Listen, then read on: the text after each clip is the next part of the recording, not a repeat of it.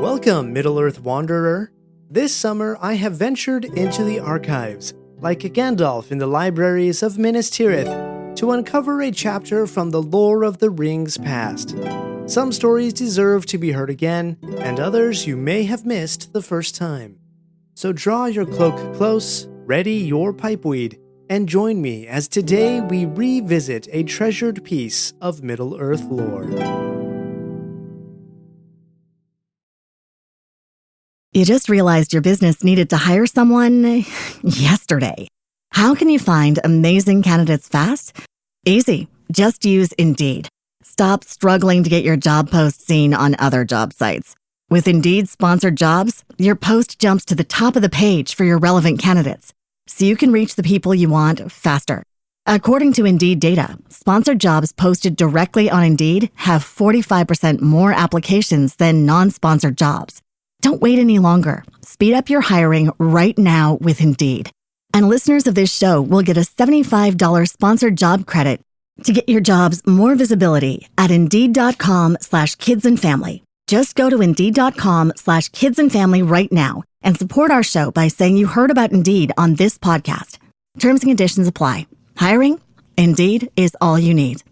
Hi, I'm Richard Karn, and you may have seen me on TV talking about the world's #1 expandable garden hose. Well, the brand new Pocket Hose Copperhead with Pocket Pivot is here, and it's a total game changer. Old-fashioned hoses get kinks and creases at the spigot, but the Copperhead's Pocket Pivot swivels 360 degrees for full water flow and freedom to water with ease all around your home. When you're all done, this rust-proof anti-burst hose shrinks back down to pocket size for effortless handling and tidy storage. Plus, your super light and ultra-durable Pocket Hose Copperhead is backed with a 10-year warranty. What could be better than that? I'll tell you what, an exciting radio-exclusive offer just for you. For a limited time, you can get a free Pocket Pivot and their 10-pattern sprayer with the purchase of any size Copperhead hose. Just text WATER to 64,000. That's WATER to 64,000 for your 2 free gifts with purchase. WATER to 64,000. By texting 64,000, you agree to receive recurring automated marketing messages from Pocket Hose. Message and data rates may apply. No purchase required. Terms apply. Available at pockethose.com/terms. Welcome, fellow wanderers, to a melodic journey through the enchanting realms of Tolkien's Middle-earth. In this episode of Lore of the Rings, we embark on a melodious expedition, comparing and contrasting 3 lyrical songs from The Hobbit, An Unexpected Journey, with their literary counterparts. These songs, Blunt the Knives, Far Over the Misty Mountains Cold, and Song of the Lonely Mountain, serve as the lyrical threads that weave together the narrative fabric of Tolkien's beloved tale. So let the melodies carry you away as we explore the harmony between the written word and the silver screen, and discover how these songs remain faithful to the spirit of Tolkien's work. Now, let's wander. We start our journey with the very first song from The Hobbit, An Unexpected Journey, Blunt the Knives, Bend the Forks. This song is sung by the rowdy company of dwarves after their unexpected party at Bilbo's home, just before Thorin makes his grand entrance in the film. It's a moment of levity and camaraderie, a lighthearted break from the impending adventure. But what's really interesting about this song is that it falls under the category of diegetic music, a term I stumbled upon while listening to the fantastic Soundtrack Show podcast. Diegetic music, for those unfamiliar, is music that exists within the fictional world of the story, music that the characters are aware of and actively participate in. In this case, the dwarves are not just singing for our entertainment, they're singing to tease and poke fun at poor Bilbo. The lyrics of Blunt the Knives, Bend the Forks are a delightful adaptation of Tolkien's own words, with only minor tweaks. You can find the lyrics in the first chapter of The Hobbit, where, after supper, Thorin requests some music. Now, in the book, Bilbo takes on more of a host role, trying to assure the dwarves, whereas in the film, he's primarily concerned about the aftermath of the dwarves' feast. Who can blame him, though? Hosting an unexpected party of dwarves is no small feat. The lyrics themselves are pretty straightforward. The dwarves are clearly having a laugh at Bilbo's expense, playing on his hobbit sensibilities.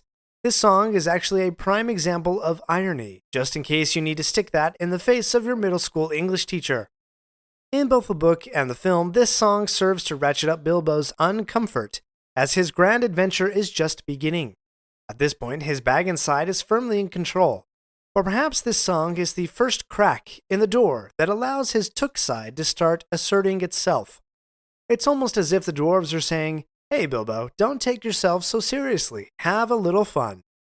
Will this be the moment that sets Bilbo on the path to becoming the adventurous hobbit we know and love? Only time will tell. That's it for the first song, a tune that's not only catchy, but also laden with subtle hints about Bilbo's transformation. Now we move on to the dwarvish-focused song, Far Over the Misty Mountains Cold. Like the previous song, this one is also diegetic, sung by the dwarves themselves. The lyrics of Far Over the Misty Mountain are a direct pull from Tolkien's own writings, albeit condensed for the film. In fact, the movie version only includes 2 of the 10 verses from the original song. Now you may be slightly smirking if you're one of those readers who skips over the songs in Tolkien's works. But if you are, you might be missing out on some hidden gems, some of which I'll call out in a moment. However, I stumbled upon a remarkable cover version that truly brings this song to life. The talented artist, Calamavi de Profundis, took Howard Shore's original composition and transformed it into a nearly complete arrangement of all 10 verses. What sets this rendition apart is how it weaves scenes of Smaug's attack with Tolkien's words and Shore's music. It's a mesmerizing experience that captures the essence of the song. Be sure to check out the link in the show notes for this episode to fully appreciate this unique interpretation. Now, let's talk about what the film version conveys. Those 2 verses used in the movie capture the core of the song. Yet what's missing is the grandeur of Erebor, the lonely mountain, and how deeply its loss affected the dwarves. For most of the company, that fateful day when Smaug attacked is a faraway history. For them, this song is more than just a melody. It may be like a national anthem, a living memory of their past. To borrow a line from another song in the film, the dwarves sing, quote, "For a home, a song that echoes on." In the film, Far Over the Misty Mountains serves as a turning point for the dwarves. They've assembled, they've feasted, and they've shared their jovial songs. However, this song is the point of no return for them. It marks the beginning of their adventure, the rallying point from which they will launch their quest to reclaim their homeland from the clutches of the dragon. Now I don't know about you, but on a cold, cloudy day, Thorin's voice starts echoing in my head. Far over the misty mountains cold. It's a haunting melody that tugs at the heartstrings and reminds us of the epic journey that lies ahead. Before we delve deeper into today's episode, I want to take a moment to mention that if you're enjoying the podcast, you have the opportunity to show your support. If you'd like to contribute and help keep the show going strong, you can visit buymeacoffee.com/LOTRpodcast or tap the link in the show notes. It's like sharing a figurative wafer of lumbus with me, your humble host. Your support means everything. Now we have one last lyrical song from the first Hobbit film to get to. We'll do that right after this brief break. We're not done yet. If you like this episode, please leave a review and share with your friends. And remember to subscribe if you haven't already. We'll be right back. Imagine wrapping yourself or your little one in the legends of Middle-earth. Osha Sling's Middle-earth collection weaves the magic of Tolkien's world into your everyday life with beautifully crafted baby wraps, blankets, and accessories. Each piece is ethically handmade in Scotland, featuring designs inspired by The Lord of the Rings and Middle-earth. It's like carrying a little piece of elven craft or dwarvish handiwork into your modern life.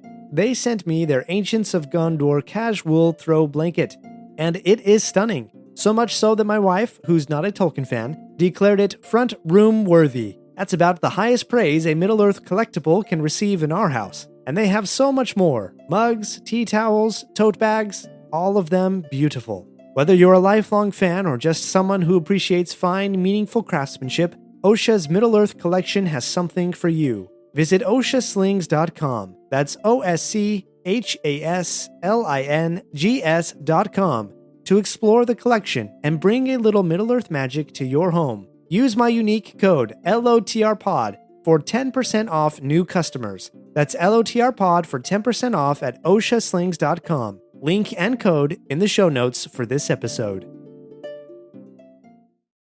You just realized your business needed to hire someone yesterday. How can you find amazing candidates fast?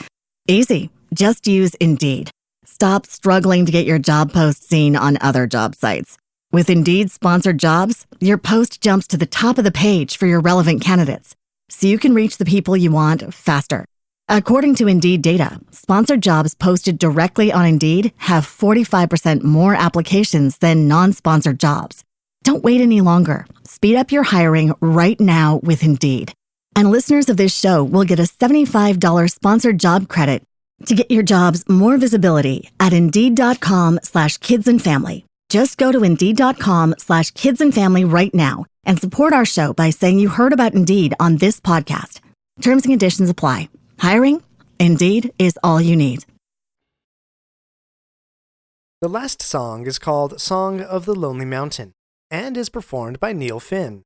This song, unlike the others, is not diegetic, but rather for our enrichment only, and is played over the final credits of the film.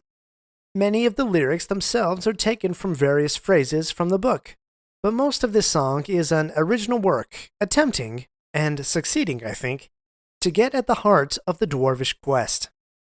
This song closes out the first film, right after the final scene of Thorin and Bilbo being dropped off by eagles, and looking to the east, and seeing the lonely mountain for the first time. For Thorin and Dwalin, seeing the mountain is like something from their far memory being made manifest again. For the others, it's something out of legend. Hence the line, "What was before, we see once more." These lyrics are like a journey in and of themselves, with some verses communicating the journey towards the Misty Mountains, then laying under the Misty Mountains, then seeing the Lonely Mountain in the distance. You can almost imagine the dwarves saying some of these lines to encourage each other along the road. "We'll be there soon. All eyes on the hidden door." Yet more than just the physical journey, this song beautifully portrays what this quest really means for the dwarves, and for Thorin especially. Since Smaug's attack, they have been homeless vagabonds, forced into the wilderness for a meager existence. Thorin remembers the glory, the splendor, the grandeur of his home. He knows what it is to be a powerful dwarvish prince, respected, confident enough to scoff in the face of an elven king. Though going deeper than Thorin's own quest for revenge, this song also cuts to the heart of dwarvish nature, the desire for gold. In the book, during the negotiations, we find this line, quote, "Bilbo did not reckon with the power that gold has, upon which a dragon has long brooded, nor with dwarvish hearts." This insight into dwarvish nature is reflected in these lines from the song, quote, "A fate unknown, the Arkenstone, what was stolen must be returned.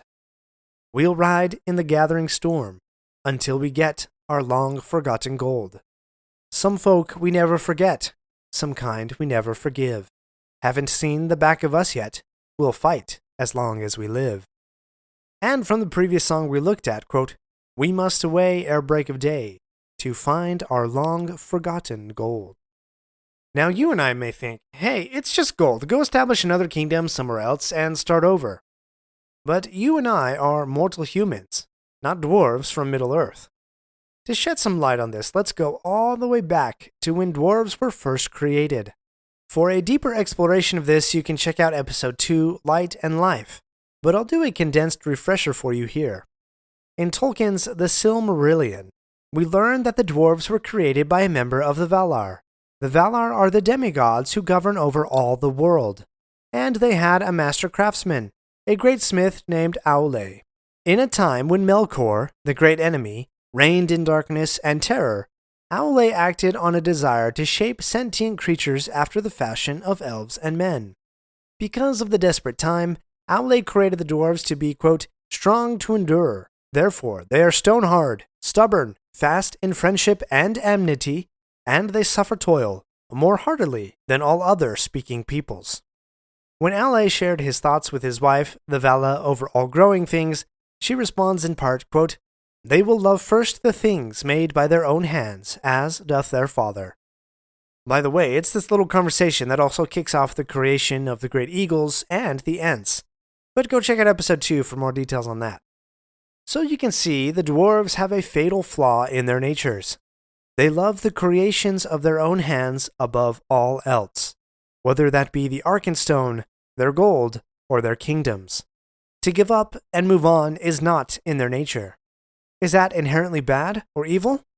I think not, as Gandalf was able to tap into that nature and point to the dwarves on a journey that resulted in not only the great dragon's death and the destruction of the army of goblins in the north, but also in the banishment of Sauron from Mirkwood and the unwitting finding of the One Ring.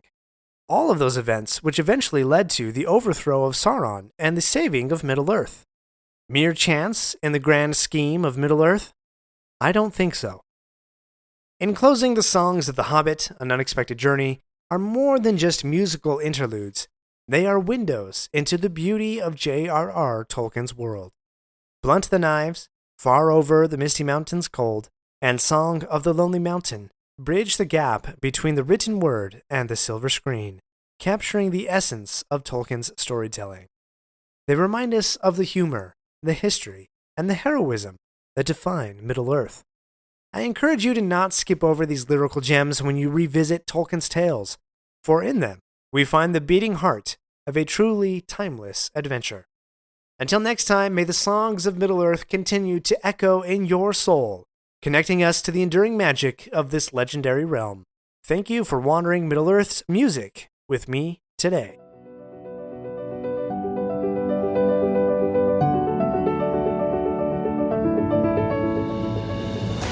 My friends, if you enjoyed this episode, let me know by subscribing, leaving a review, and sharing with your friends. Follow me on Facebook or Instagram at Lore of the Rings Podcast. For feedback on the show, please email me using the link in the show notes. Until next Thursday, remember, not all those who wander are lost. For home a song that echoes on. For what was stolen must be returned. Far over the misty mountains cold, to dungeons deep and caverns old. Okay, don't worry. I won't sing. I'll just stick to podcasting. Thanks for listening. If you're a podcast host, listen up, this one's for you. My name is Allie Jackson. I'm the host of Finding Mr. Height, a dating and relationship podcast that I've been doing for 4 years now, sharing my positive and practical approach to dating that's built on my own life experience. And I wanted to share another experience that I've had, my secret behind monetizing my show. It's called Red Circle, and I was just telling my colleague about how much I love their platform. With Red Circle, not only am I getting a seamless hosting experience, but I also love the support I receive in ad sales. It's not just typical ad sales either. It's targeted opportunities based on my show and my life. And the platform is super simple. You just set your preferences and Red Circle matches you with sponsors that align with your show. You can vet every opportunity and their platform gives you great analytics. More recently too, my Red Circle team has brought me opportunities outside of my podcast on social media to really augment the podcast partnerships, bring them full circle. I just can't recommend them enough. If you want to give it a try, go to redcircle.com to get your free trial. That's redcircle.com for a free trial. When we started writing our thoughts down on paper, it opened up endless possibilities. Ideas could grow beyond the borders of the mind, and it changed the world. Somewhere along the way, we lost touch with paper, distracted by devices made for every purpose except for thinking and focus. On edge, waiting for the next notification. But what if new technology didn't pull us away from paper, but brought us closer to it? Listen.